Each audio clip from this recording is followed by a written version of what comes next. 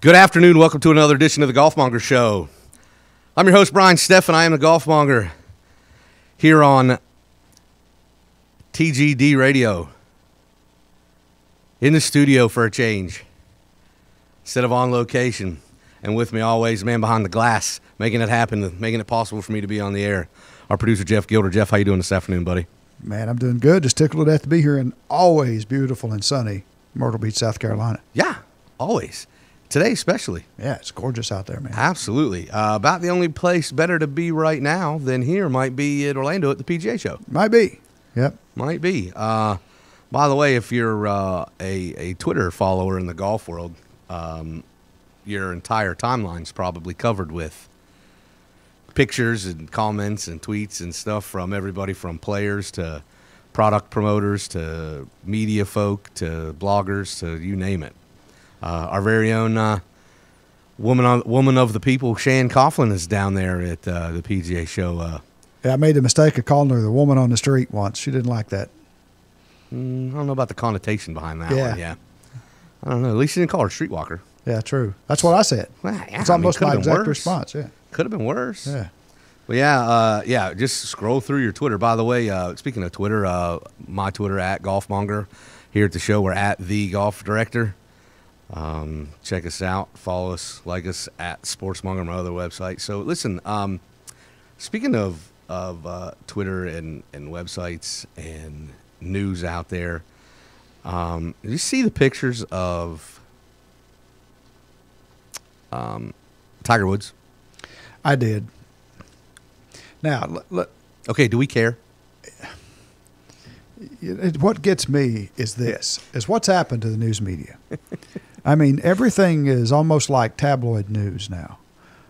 Yes. I mean, we saw that on some reputable websites reporting that he was hit by a camera, knocked his tooth out, but yet the lady who escorted him to the snowmobile on the way out said that didn't happen. Yes. So The advent of social media has turned everybody into the tabloid. it's crazy. Man. Everybody. Yeah.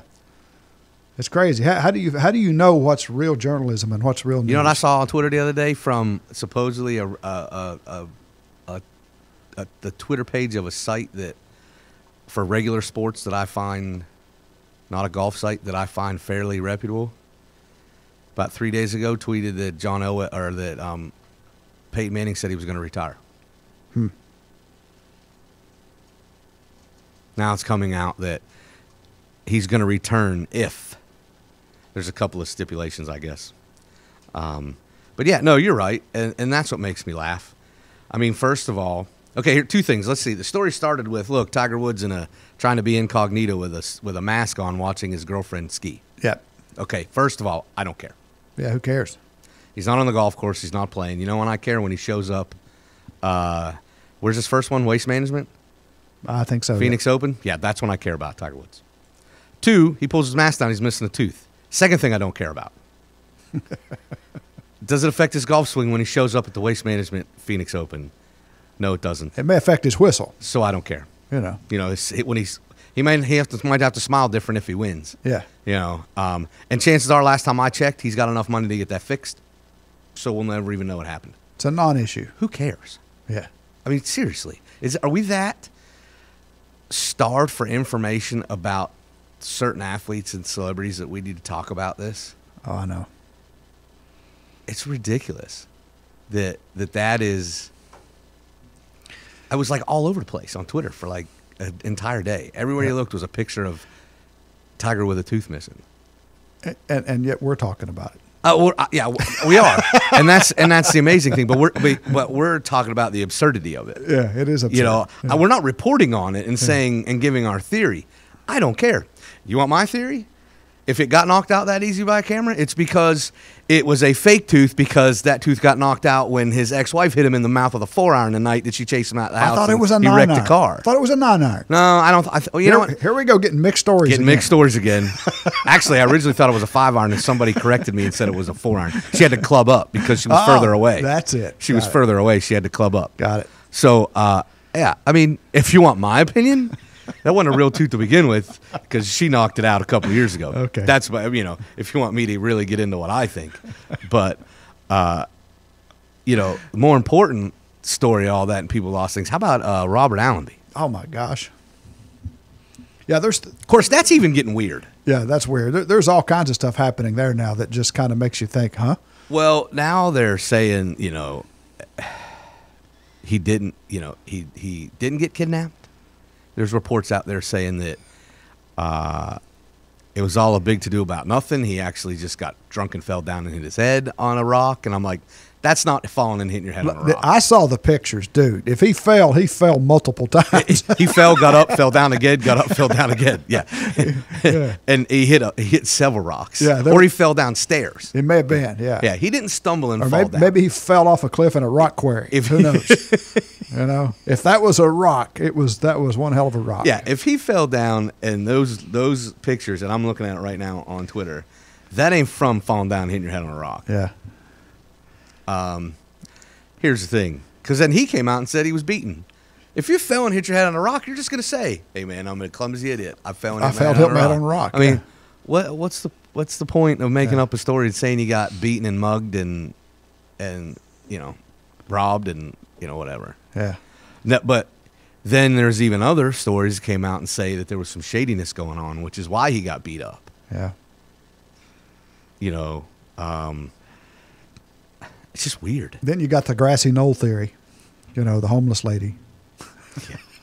Yeah. I don't know. I mean, that whole scenario is just weird. Yeah, yeah. I mean, you don't really hear a whole lot about him on CNN or Headline News or NBC about muggings in Hawaii. Yeah. You know, so maybe there are just because it's out in Hawaii. And it's cares. not exactly the way the PGA Tour wants to make headlines. No, but it's just weird. Yeah. Because they don't, nobody really knows, and he didn't say anything. He's like, I got beat up. Well, who was it? I don't know. A couple of guys. I mean, the whole scenario just seems weird to me. You know, I just laughed, and I'm like, well, here's the part that hurts. Somebody says, well, he's a rich golfer that's sitting in a bar drinking. Listen, we're golf fans, right? If he walked in the door right now, I wouldn't recognize him. Without his hat on and looking, like if he came in blue jeans and a T-shirt. I wouldn't have a clue who he was. I'd be like, sir, the bank, Wells Fargo is right over there. Yeah. If you need your computer fixed, it's over here. I mean, yeah. You know, I wouldn't recognize him if he walked in the door, and we're golf fans. Yeah. So it's not like some idiot's thug. So Hawaiian thugs know who he is just because he's sitting at the bar? Hawaiian thugs are all golf fans, man. They are, right? They have to be. They're fanatics. They're such fanatics that they absolutely knew that was him sitting at the end of the bar. And they knew when he left by himself, they could. And they may have been stalking him. Yeah, I'm pretty sure that was it, actually. Yeah. Yeah, so it's just the weirdest thing. You know, and the part that hurts is you're never going to know. Yeah. You're never, ever going to know. Yeah, the thing that the first report I heard, there was already skepticism because the reporter who interviewed him, I forget who it was, said, "What are you going to say about the people that think there's something else going on here, or whatever?" You know? Yeah. So one of the first questions were, "So what do you say to the people that think that there was some fishiness going on?" Yeah. Yeah. I mean, so yeah, there's more to this story. I mean, we'll probably never know. That's what I mean. We're never going to know. Yeah. We're never going to know. By the way, there was also some good golf played in Hawaii. Yeah, no kidding. Which we've covered. You know, Jimmy Walker coming back, and just what I liked about it, and we talked about this earlier in the week when I jumped in with Jeff on the Fantasy Golf with Jeff deal, which is on Tuesdays at 4:00 here on. Great show. You guys did a great show, by the way. Well, you know, that's not our first rodeo together. Yeah, I know. Jeff was one of my favorite co-hosts back in my radio days of Myrtle Beach Golf Guys. Yep. He was a regular guest. So you guys pair up well. We had a lot of fun with it. But the way that Jimmy kind of sleptwalked his way through the final round at the Hyundai, kind of playing to not lose and let himself get caught at the end by Patrick Reed and beaten. Yeah. Playing the 18th hole, which is hard but not hard at Kapalua. A guy that hits the ball as far as Jimmy Walker, that hole he should burn it every time, in my opinion. To play it as poorly as he did back-to-back times to let Patrick Reed beat him with 2 back-to-back birdies was just... But then to turn around on a short rest, so to speak, you know, playing Monday instead of Sunday and then teeing it up again on Thursday and then going out and cruising to a 9-shot win Yeah. And shooting 66 on Sunday. Yeah, dude played his butt off, man. Well, and he said he got a text in the morning from his coach, Butch Harmon, said keep the pedal down. Yep. Yeah. Don't do what you did. Basically, don't be a dummy and do what you did last week. Yep. Keep it down and keep going, and that's what he did. And it took from a guy that took 182 or 185 PGA Tour starts to get his first one. Yeah. That last week was his fourth in his last 33, 34 starts, 35 starts. Pretty slick. He's got it going. Mm-hmm. He's back number one in the FedEx Cup standings, where he spent pretty much all of last year until Rory passed him at the after winning his second. Took Rory to win 2 majors to catch him. That's how good a year Jimmy Walker was having. Yep. So I don't see any reason why he won't have another good year, and he won't win a couple more times again probably. And I think this year he'll contend in majors. And along the lines of what we've talked about several times on your show about a new era of golf and new guys stepping up. What about Stahl? Yeah. Gary Stahl. Gary Stahl over in the what was he was like? Or Abu Dhabi. Or yeah, he was ranked 327th in the world. 327th in the world. And he won. Caught Martin Kaymer. Of course, Martin Kaymer gave it to him. Yeah, Martin Kaymer. 10 strokes in 4 holes. Yeah. That's impressive, by the way. But that's something I don't think that gets talked about enough. No. We talk about Tiger missing a tooth, and here's a guy that's no kidding, right? That's a century out of whack. And the reason why nobody, hate to say, but no disrespect, but a nobody golfer like Robert Allenby gets the crap beat out of him in a bar out behind a bar in Hawaii, and mugged. That's what we're talking about, instead of a guy who's made a huge life-changing event. Yep. You win a European Tour or PGA Tour event, changes your. I've been watching all the analysts as much as I can talk about who to watch this year. It's really interesting to see who they're picking and who they're saying is going to be strong. You know why it's all over the map now? For the same reason we've been talking about. It's too hard to predict. It's too hard to predict. Let me ask you this: where's Adam Scott? Nowhere. I mean, let me say this, and here's why I say where's Adam Scott, and it doesn't. What has he done in his career? He won the Masters.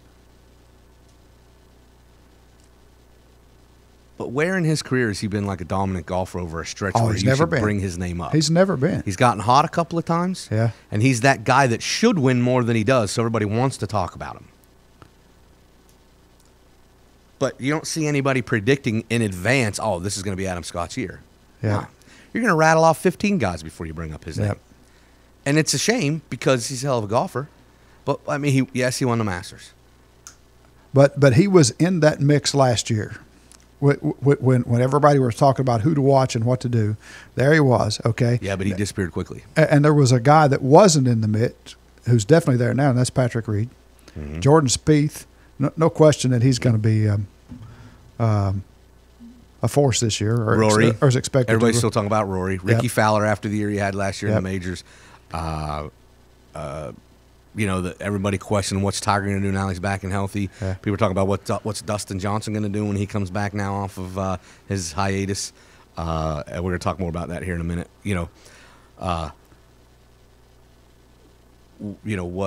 Who else is out there? Duffner, who's been gone for a while. What's Billy Horschel going to do? Yeah. He won the FedEx Cup. Is he going to parlay that into a good year? Yep. Is Jimmy Walker going to keep going? I mean, there's a lot of people you're talking about, and Adam Scott's not one of them. Yep. And my answer to you is, I'm not impressed with him. Yeah. Because he's inconsistent. He hits the ball a long way. He's got great iron game. And let me tell you, there's a reason he's using that long putter, because he's not a good putter. Yeah, we agree on that. You can't change my mind on when I say the reason people use long putters is they're not good putters. Yep. That's the reason they use them. You can say what you want. They learned it from 10. No, because I bet when they were 10, they started using the short one, and they were so bad at it, their dad or their coach said, here, try this one. And it worked better, so that's the one they used. Yeah. I don't want to hear it. And you can't convince me otherwise. If you're using that long anchored putter, it's because you can't putt. Yep. So there's an issue there. Yeah, absolutely. So you're never going to see him on my list. Yeah. And I don't even feel bad using the word never, because I think you probably never will.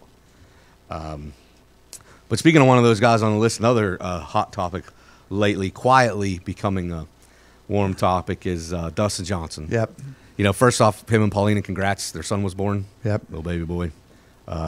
So the question now is just going to be: is he going to be a golfer? Or is he going to be a hockey player? Probably be a football guy. Probably play football. Yeah. Something totally different. He did a interview with Golf Digest,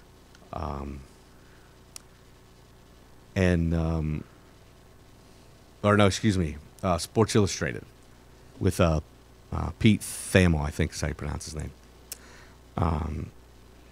And there's a couple of things that came out of it. In the interview, he still denies that he was suspended. Right. Even though immediately after he said he was taking a 6-month break, the word came out that he was being suspended for substance abuse. Mm-hmm. After testing positive for cocaine. Allegedly. Well, that's what some of the reports were coming out saying. Yeah. He was suspended for that. Yeah. He wasn't personally taking a leave. He was suspended. He also still denies and says he doesn't have a problem with cocaine. Yep.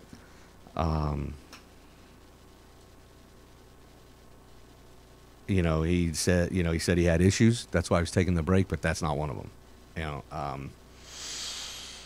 He did come out and admit and say he had a problem with drinking. Yeah. Which there's two ways to look at that. If you admit having a drinking problem, that's a less problem to admitting to than you have a drug problem. Yeah. Some people will look at it that way. Me, I don't really care. If you're going to ask my opinion, what do I think? Listen, I was living here in Myrtle Beach while he was going to school at Coastal Carolina University, and you'll hear all kinds of stories about him and his partying and whatever. And you know what? That was how many years ago when he was in college? Yeah. Doesn't mean he's still doing it today. No. But that's a lot of what's happening. Those stories are following. But sure, you hear stories. Yeah. And,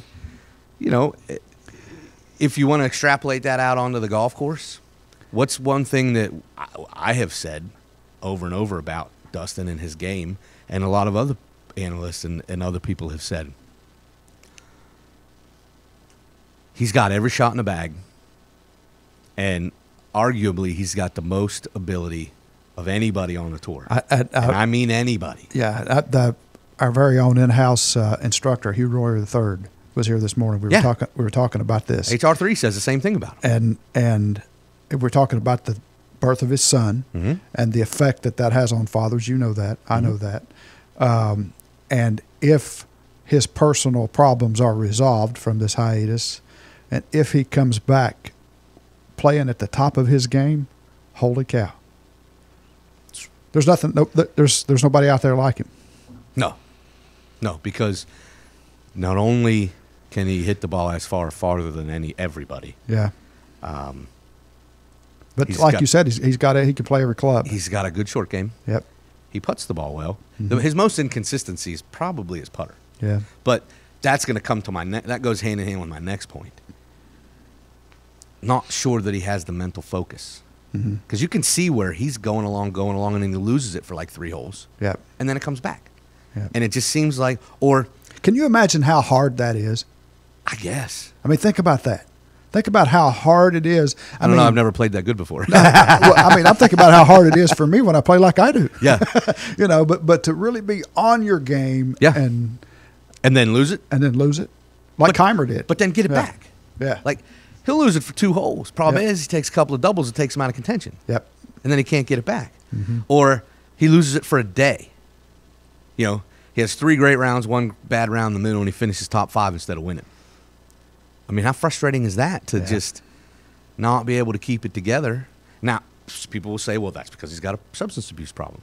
Yeah. Maybe it is. Maybe it's because he's a young golfer making a whole lot of money and there's a ton of pressure on him at that level.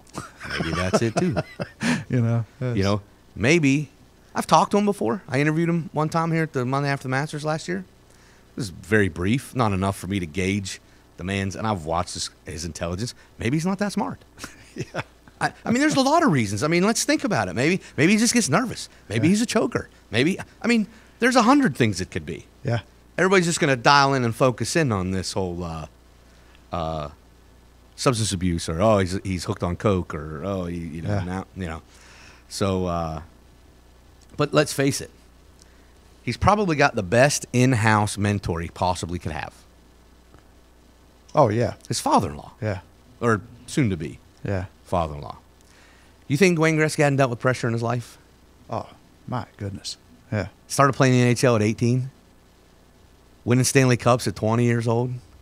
You think that man doesn't know what it's like to be under the microscope and have every expectation in the world on you and be pulled in a million directions between advertisers and sponsors and commercials and media and family and friends and you know, you don't think that he's not DJ? Let me give you a little advice, son. Yeah, I can help you. You think he's not, and can I tell you don't think that wasn't happening over the 6 months he's been out? Oh, yeah, man. And whose idea to take Dustin at his word, and he did choose to take a leave, and he wasn't suspended. And we'll never know. Yeah. Unless he decides to come out someday and say, I was suspended. Yep. I just didn't want to say it at the time. I was in a bad place in my life, so I didn't want to admit to that. Unless he comes out and says, I was, because the PGA Tour doesn't have to, their policies are they don't let that information out. We're never going to know. So to take him at his word, you don't think that Gretzky didn't have something to do with that? Sure. Yeah. Son, maybe you need to step away. Yep. You're about to be, a lot of life's going to change. Yep. You're about to get married. You're about to have a kid. You got to get your act together. Let's take some time away. Let's step back. Let's take a breath. Let's refocus. Let's get it together. Let's do whatever we got to do, and then come back next year. You'll be bigger. You'll be bigger, faster, stronger. But you know what I'm saying. That mentality. Yeah, well, I think, all I can say is this: if we get that guy back playing the best of his abilities, it's going to be Katie bar the door. Think about it. He was running away with the U.S. Open at Pebble Beach until he just died on Sunday. Yep. And handed it to Graham McDowell. Just stepped aside. Oh, here, sorry, I'm driving slow in the fast lane. Here, just go right ahead. Come on by. He was running away with it. He was pulling a Tiger Woods or a Martin Keimer or a Rory McIlroy. Yep. He was running away with it. 82 on Sunday. He just died. He also came out and said that he's been keeping kind of quiet and just taking life easy with Paulina. But he misses playing, and he's very motivated to get back. And when he has been out playing, he said he's been playing really well, getting ready to come back. I mean, we all heard the story about back in October when he went out and set the course record at Sherwood Country 61. Club, shot 61. Yeah. Right? Oh, by the way, he shot 63, 61 the next 2 days, too. So yeah. He did the course record twice in 3 days with a 63 in between. He blew up the second day. Yeah, he had a bad day the second day. Shot 63. Yeah, I shoot 63 every time I play. On 9? Well, hell, the problem is I probably still got 7 holes to go. You know, that's the problem. But you know, I'm a big Dustin Johnson fan. You know, and I think the kid just. I think here's the thing. It's inconsequential to me whether he chose to take the time off or whether he was suspended and forced to take the time off. If he did what was necessary for him to make himself a better person, yep. Now a good father, soon to be a good husband, it'll naturally make him a better golfer. Yep. Because it sounds to me like we all know this. His issues are not on the golf course. Yeah. Like we've established that. So whether he chose to be out or was forced to be out, if he took care of business with himself, you know, it's going to be scary. Yeah. He may be a little rusty when he first comes back, you know, but here's the thing. He's not rehabbing from an injury. So he could have been playing golf all along, so he may not be rusty. Yeah, other than the competition part. Yeah, he may not be at all. There'll be something there. Other than the competition part. But I can't wait to see it. Can't wait to see him and Roy in the final group. Wait. You know, I mean, I think we're in for some really good golf. Yeah, I'm super really excited. Golf. Yeah. I'm super excited. I actually think he'll win a couple of times this year. Yeah. I really feel I'm the most excited about this year of golf than I have been. Oh, this year's going to be so fun. I've purposely, normally by now, when I had the radio show, I would already have done a preview of the majors. Yeah. And who I think is going to win each of the 4 and who I think is going to be my player of the year. Yep. And I've purposely not done that yet because I'm so lost I have no idea. that would be a tough one. It would be literally throwing darts at names on a dartboard. Yeah, exactly. And you know what? And I could put it off to the week before the Masters, Yep. and it probably still, other than the Masters itself, will probably still be a stab in the dark. But we're gonna do that soon, probably maybe first show in February or something. We'll put together our major preview and talk about that. Like I said, I normally do that right out of the gate to start the year, but we're gonna back that off a little bit. So. It's nice when there's other things to talk about in golf, but those are three really weird topics that we don't normally have to talk about. Yeah. I mean, Tiger and his golf skiing and losing a tooth. You get a golfer getting beat up, and then you got a guy coming off of a 6-month hiatus. Yep. All at the same time. Yep. To discuss, kind of overshadowing, like you said, 327th ranked player in the world getting a win. Yeah. When was that happening in the 60s or the 70s or the 80s? Yeah, somebody should have the done a whole show 90s. on this guy, because watching his face as he was waiting for that to play out to accept his win, I mean, to me that was priceless. Oh yeah, he was done like what, an hour and a half ahead, or an hour ahead. Well, no, he had to wait for. He was a few groups. No, it was one group coming up behind him. Had to. I forget who was it that was there. I forgot. I thought he was a couple of groups ahead. I don't think so. Oh. I was watching it. I should remember, but I Yeah, can't. I thought I didn't see it. I thought what I read. But it was pretty much a done deal. I thought he was a couple of groups ahead. Whoever it was that was challenging him had to knock it in for an eagle from like 100 yards or something. That wasn't going to happen. The part that hurts is those guys know everybody's so good that they got an eagle from the fairway and they still don't relax until the ball doesn't go in the hole. Yeah, exactly. I mean, if I'm playing you and you've got to even make a chip from off the green to beat me, I'm already counting the money. Yeah. But these guys, he's 100 yards out, and if he holds it, we Yeah. have to go to a playoff. Yeah, absolutely. I'm not gonna congratulate myself until that ball stops rolling on the green and it ain't in the bottom of the cup. That's how, and that because they all know they're all that good. And it's anything's Because possible. he's in his own mind thinking if it was me out there, I'd be trying I'm to make making it. Yeah. well, of course they're trying, but Yeah. I think I could make that shot if Yeah. that was me out there. So I know he could probably make it. I'm only the 327th ranked golfer in the world, and I know I could have a shot at making it. This guy's definitely got a shot, Yeah. So, it's a shame that something like that got overshadowed by this weird crap that's been going on lately in this week. But it's also a lot to be excited about. This week back in the States, we didn't even talk about this week's tournament. Yeah. Oh well. I'll check out my blog, sportsmonger.com. I'll have it up this afternoon. A little preview of who I think is going to win. Give you a little hint. Hashtag top 5 is definitely going to be on my list. And we'll be at it again. So, Jeff, it's been a great show. Yeah, man. Behind the glass. If it wasn't for him, I wouldn't even be here, because if we were in reverse roles, we wouldn't be on the air, because I don't know the first thing about pushing any of those buttons over there. I just put the little ear things in, say this thing on, and start gabbing, because that's what I do. Today's show, as always, brought to you by and produced by the Zeus Radio Network for TGD Radio, TGD TV, sportsmonger.com. Follow us on Twitter at The Golf Director, at golfmonger. And then, as always, keep in the short grass. That was a good one, buddy.